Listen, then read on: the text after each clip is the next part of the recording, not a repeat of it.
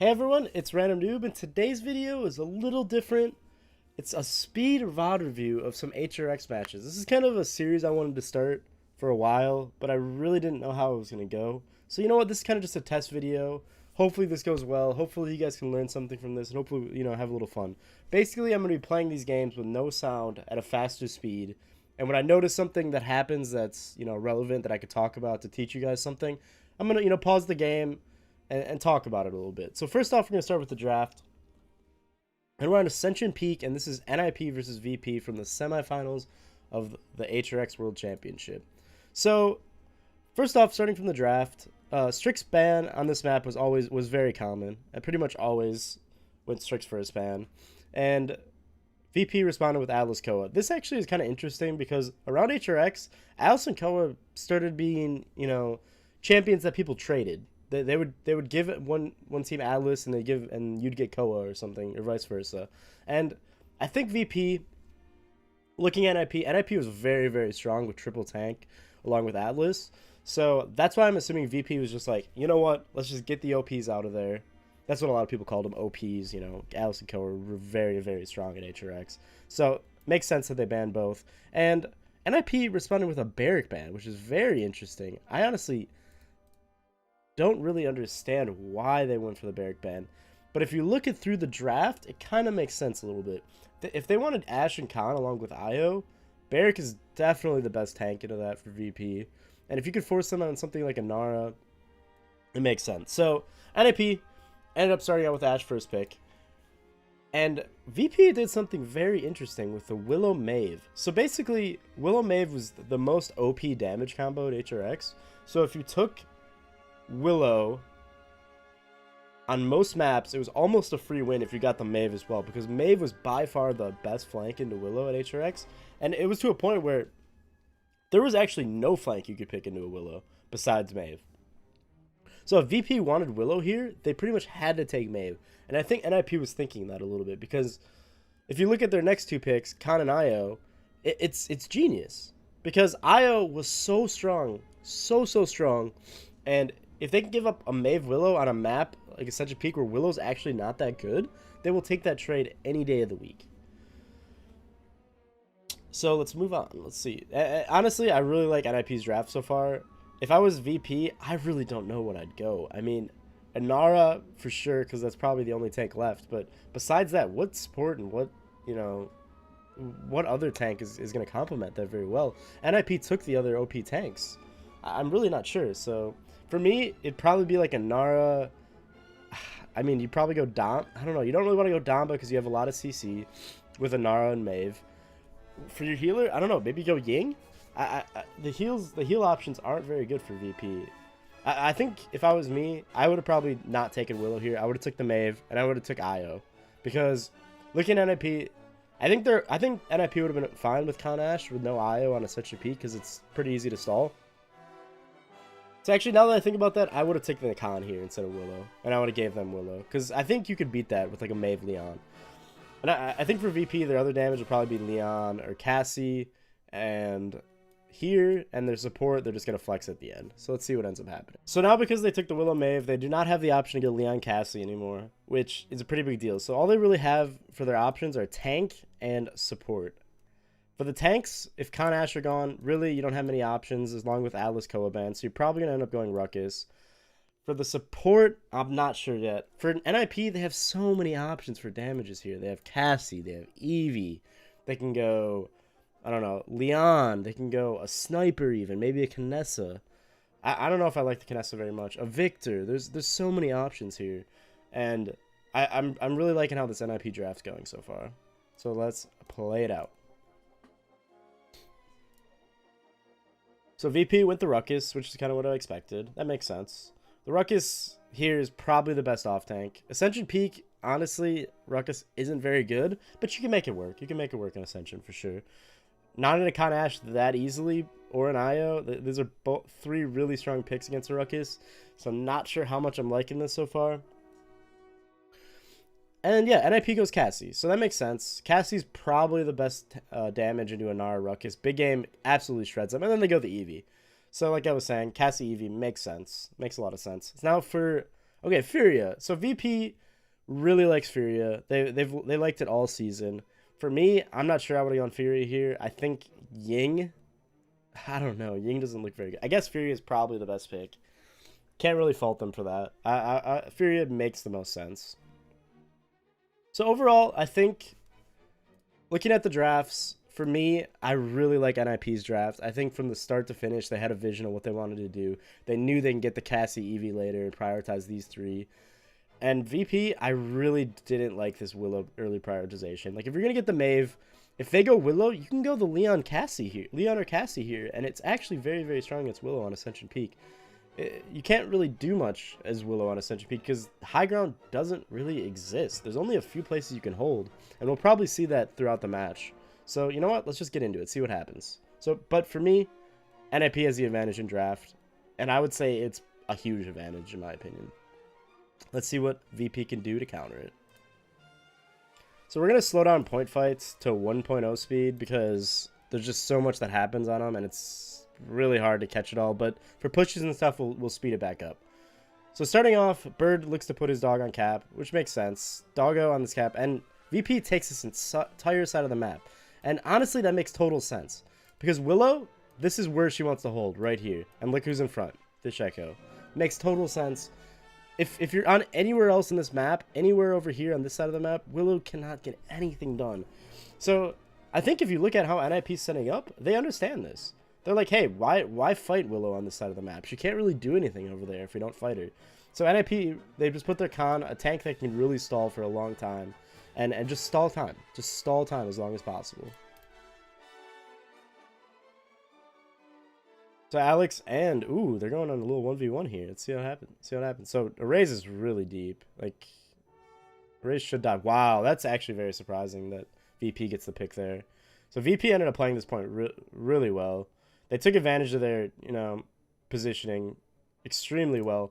Because, so in this situation, Erase was right here, and they had a flank with Ashe, and they also had people shooting from this way. Cassie was shooting this way.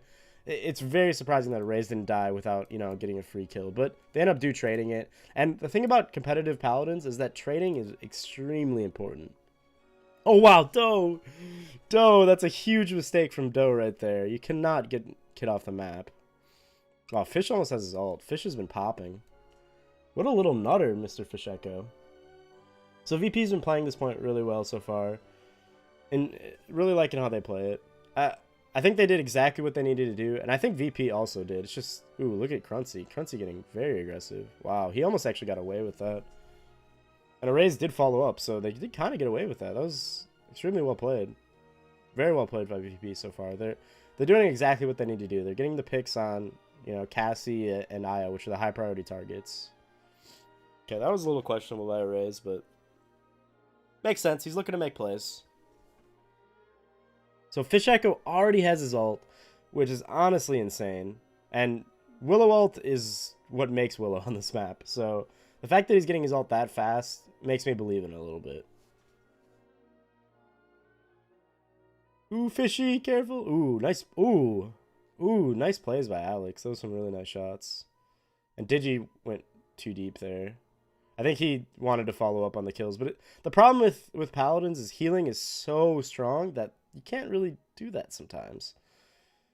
And looks like NIP is just going to finish this up. So basically what happened there was Digidog had control of the main side of the map, and he got in really deep to open up space for the rest of his team. And NIP followed up on that very well. They followed up on it extremely well. Because if Digi dies on that front part of the fight and nothing happens and his team doesn't get a kill off that, they're probably going to lose the fight.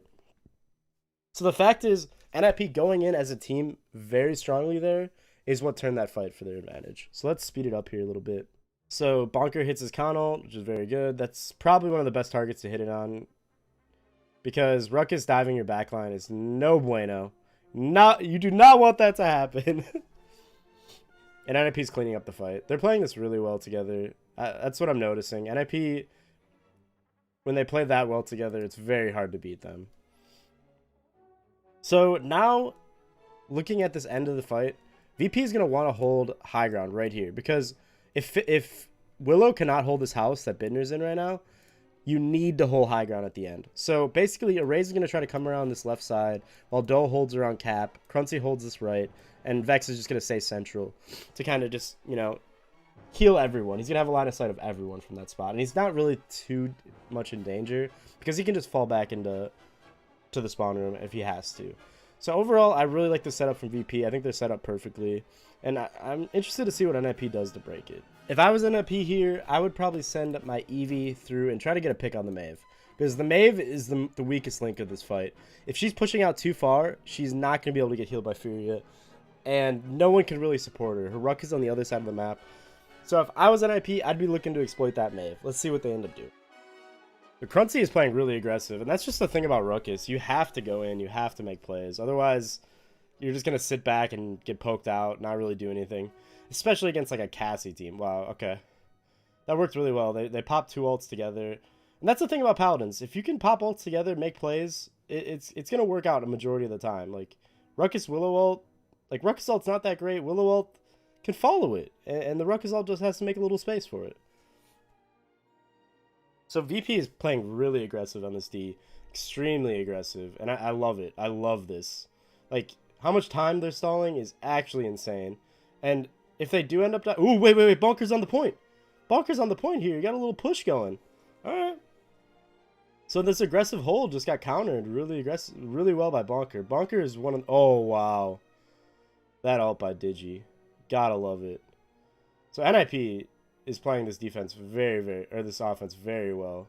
And from this position, like, yeah, VP got wiped. They got a huge Ashe ult on them, but they still have a completely another fight. So Ashe got an ult off over here in this area of the map. Killed 3. All of VP died, right? But they still are getting a fight right here on the payload. They're getting a full fight here, and the payload has to get here. So NIP is going to have to win a fight all the way across the map just to push us in. So that fight, that Ashe ult, it effectively did nothing because of where VP was on the map. If VP was holding their spawn here, and that Ashe ult ended up hitting, they ended up getting 3 kills, that's a push. So because VP pushed up, they're completely negating that fight and basically wasting an Ashe EV ult to get a farther defense and, you know, take advantage of the positioning very well. I really like that play by VP, and they deserve this defense, which they're going to end up getting. So well played by VP, well played. And let's hop into the next point fight. So it seems like VP's changed up their positioning completely, and I think that's because they have Willow ult. When you have Willow ult, you really don't need to hold this upper area. But the thing I am surprised about is, why is Crunchy here? Is Crunchy going to try to dive past Khan? I'm really not sure, but if he is trying to dive past Khan, that would be extremely smart play, because Khan is basically going to be left on an island. And NIP really didn't change their positioning much from what I see right here, but let's play it out and see what happens. So yep, looks like Crunchy's diving through. Ooh! The ult to negate the Khan ult. That is extremely well played by Crunchy. Extremely well played. I think Bonker maybe could have ulted that a little earlier. But wow, look at this aggression out of VP. Wow, Bittner. Oh, Bittner with the shot. Wow. That shot was absolutely massive. And the aggression by VP was very good. Crunchy ends up coming through here while the Willow ult's raining down terror from above. Just raining down terror. And they end up cleaning up everyone. If Willow was a little smarter with her positioning, she could have lived that and they could have got 2 more kills. Because if Cassie dies, no one can kill the Willow. So just a little slower play by Fish, and they end up, you know, cleaning up for nothing. And let's see if that kill ends up turning the fight. Because if Willow's alive right here, she'd be able to hold this upper house area. And that'd be a big deal. I don't really think VP would be able to break that.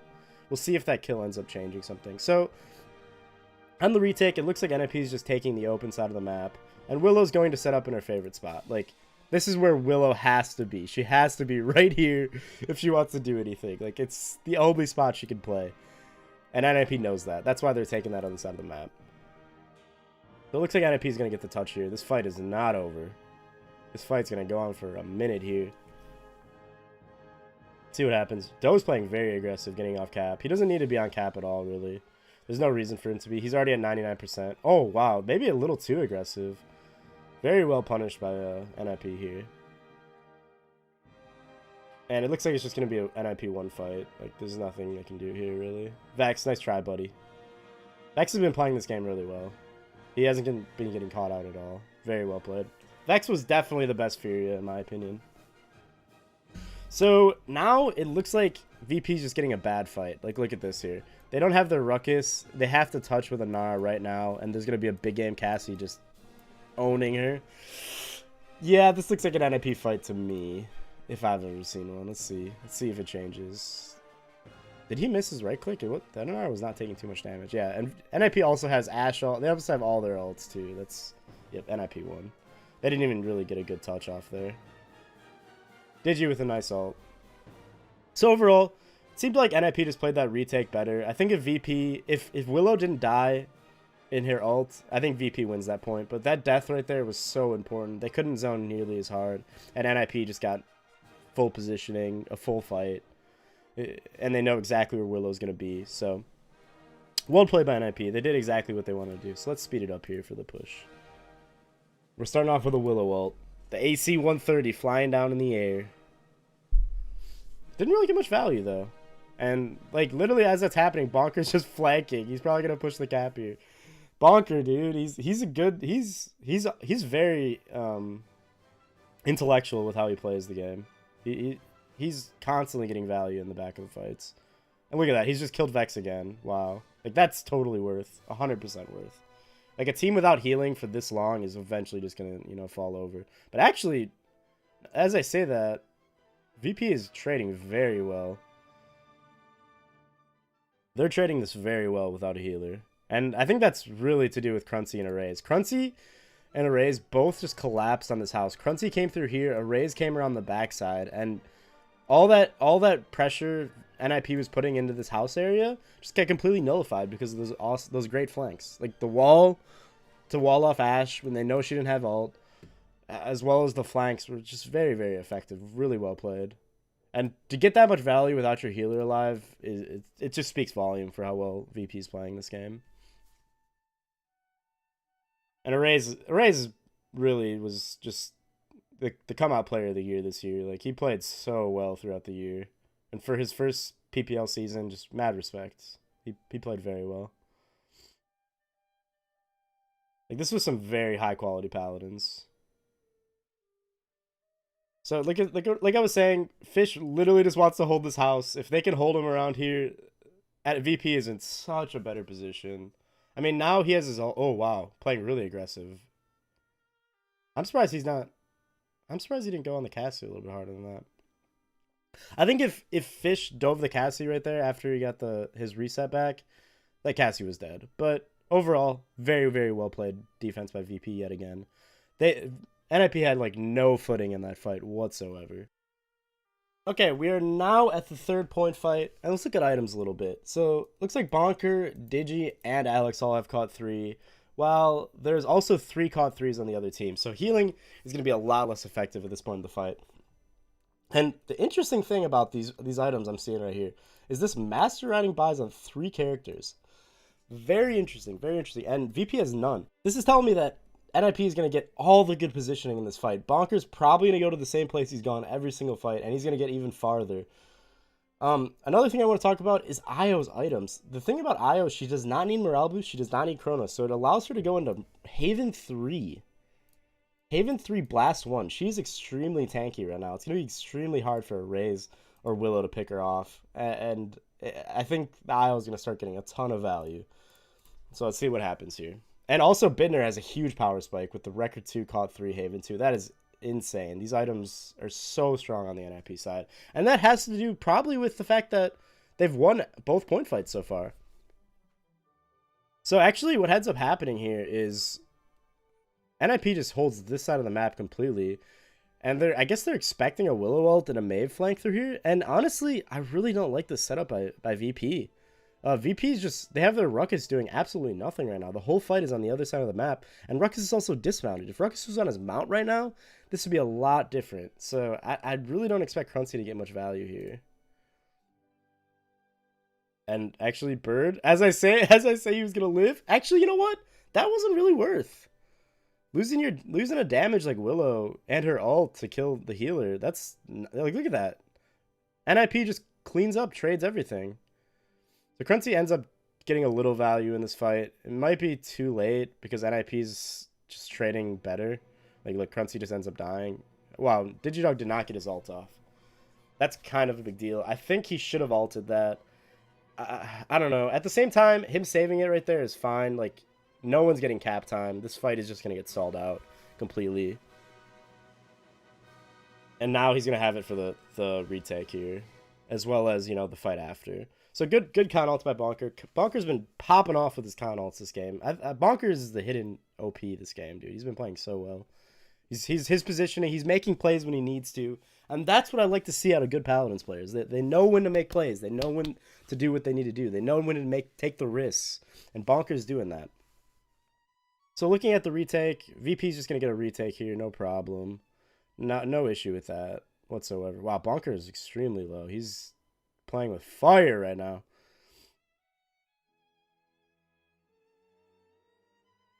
And wow, Bidner dies. It ends up being a trade on the damages. Wow, the trades here just absolutely insane right now. And Digi's ult really didn't do anything. I don't even know where it went down because how little it did. So the fact that this fight is this scrappy is extremely good for a Ruckus. It's so good for a Ruckus. It's actually insane. Because, like, that's where Ruckus thrives. Ruckus thrives in those areas where, you know, he can just make plays where the fights are just extremely scrappy, where he's not getting poked out. Like, that's exactly what you need a Ruckus to do. And this fight has been a bloodbath and a half. Wow. And I expect this to go VP's way. VP's played this fight perfectly so far. Besides the start of the fight, I wasn't a huge fan, but they ended up trading everything else pretty well. And Willow ults should collapse. Should just close this out. Come on, give us a triple, Fish. Give us a triple. Let's go. Give us a quad. No quad. Who stole the quad? Come on. Fish is tilted. Fishy's tilted. That was his quad right there. Okay, let's speed this up a little bit.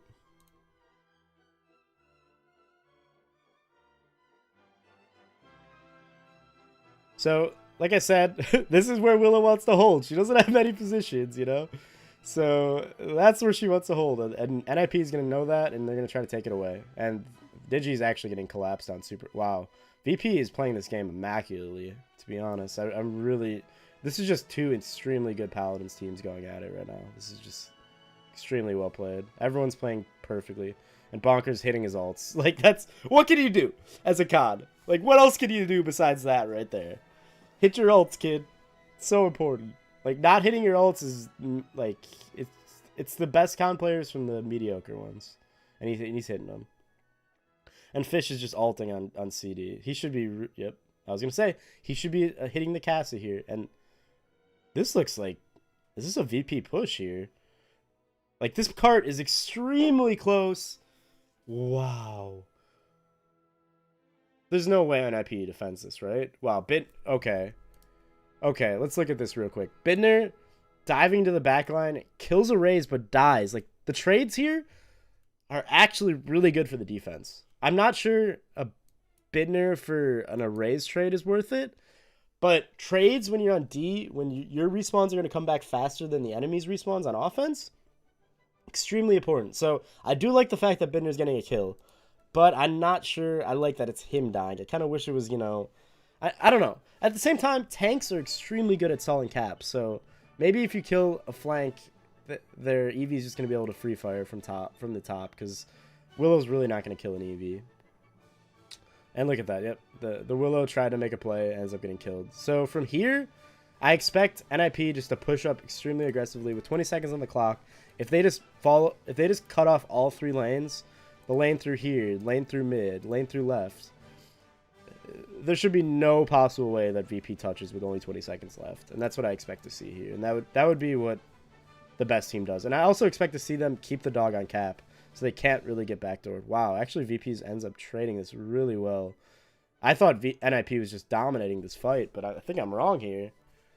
This is going to end... Oh, what a beautiful ult by Alex. That is the game saver right there. Alex, one of the most underrated players in the PPL last season, in my opinion. Just very well played by him. Alex saved that point 100%. He had a perfect stall. He had a perfect ult. What more can you ask out of your blaster player?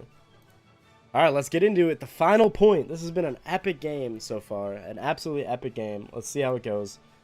VP is going back to their original fight. Wow, looks like both teams are end up taking this right side of the map.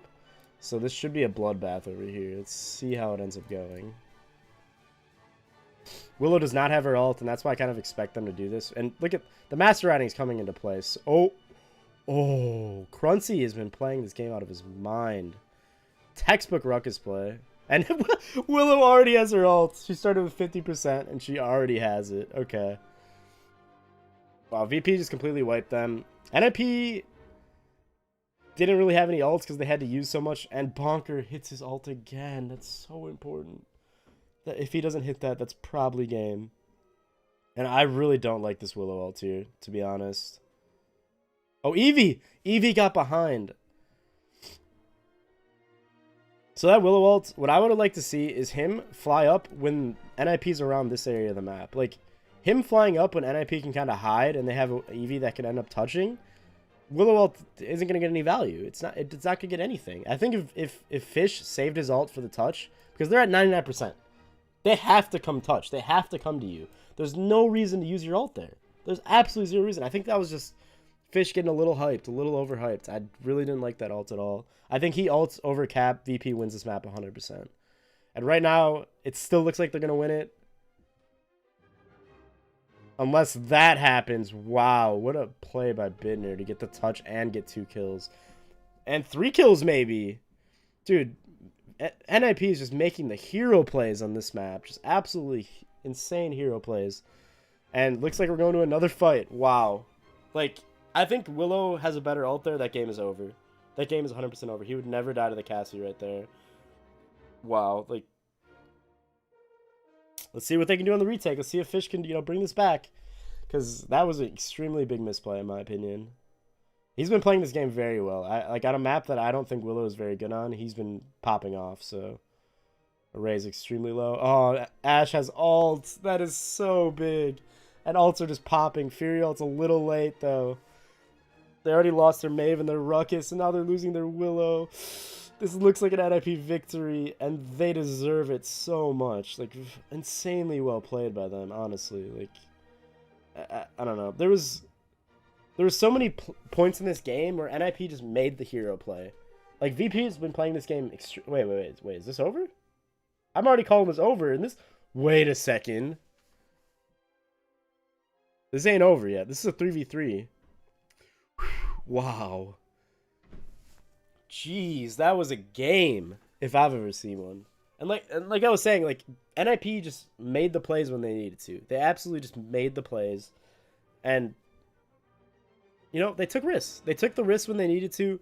They took the advantage of the situations where they had the advantage, and they prospered. And that's a very, very good Paladins team right there. Let's take a look at the scoreboard real quick before we end it out. Look at those damage. Look at those kills. Like, what? 28 kills, 24 kills, 19, 15, 16. That was a bloodbath. And honestly, like, look at the deaths here on NIP. That's a really bad circle. Oh, let me erase that circle here. That was not a circle. So, like, NIP actually had more deaths, but what this is telling me, they went in as a team. Their deaths are all the exact same. 17, 16, 17, 15, 17. Where, Vex makes sense that he is 11. Doe, I don't know. Doe probably could have died a little bit more to get more value. Like, I like to see teams with deaths around the same. That means they're going in together. That means they're making plays together. Let's check out the damage numbers here. I expect Bidner to be an insane damage with the big game Cassie here. Yep, that's pretty insane. Wow, Fish. Very well played. Very well played by Fish. Besides that one misplay at the end, it kind of sucks that it ends up costing the game, but overall, very well played by every player in this match. I did not see someone, misplaying, and it was just atrocious. Like, very well played across the board. So yeah, that's been it for my speed VOD review. I hope you guys enjoyed it. This was the first one I've ever done, so it's kind of just a learning experience. If you guys have any opinions or like comments on it, please leave them below the video. And if you have any games you'd like me to do it on, please let me know what games you guys want to see. I really enjoyed this. I thought we can learn a lot from it, and I thought it was pretty fun. So just let me know what you guys think, and I'll see you in the next vid, all right? Take it easy, everyone, and I will see you in the next one. Peace!